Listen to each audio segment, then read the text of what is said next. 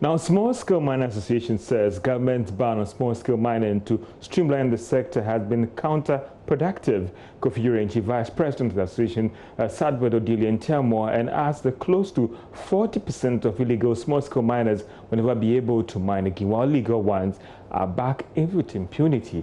We'll give you an extensive report on Wednesday in this AM News report. Illegal mining happens both in small-scale mining and large-scale mining. It's not peculiar to small-scale mining, but there are licensed small-scale mining and then licensed large-scale mining as well. So we should be able to differentiate between this. And for me, if we want to prescribe any solution, it is important that we identify and define the problem well so that we can tailor solution to the problem. But if we don't do that and we lump everything together, then in the first place, the solution that we're going to prescribe is going to even be wrong. My last two questions are on certification for closure and then also on training. From 2013 up to about 2018, the World Bank and some allied partners have spent about $47 million in the sector trying to streamline, trying to train. Do you feel this?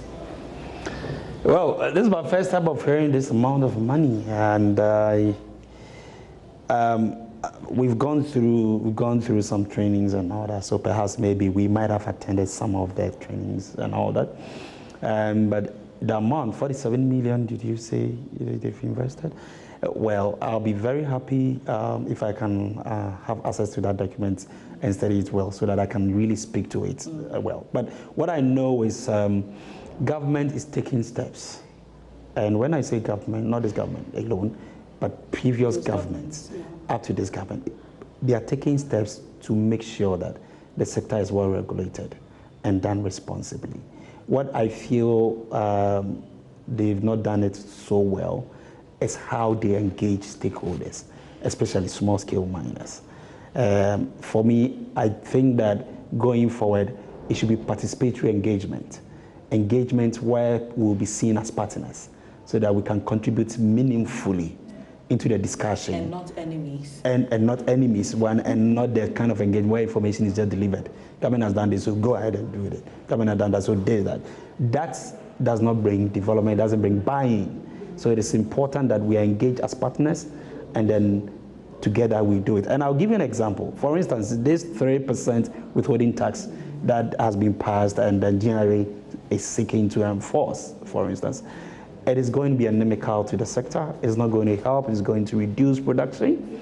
And like I said, any tax that is targeting revenue is a bad tax in the first place. And so it is important that we review that and then find better solutions of taxing the small-scale miners for the general development of this country.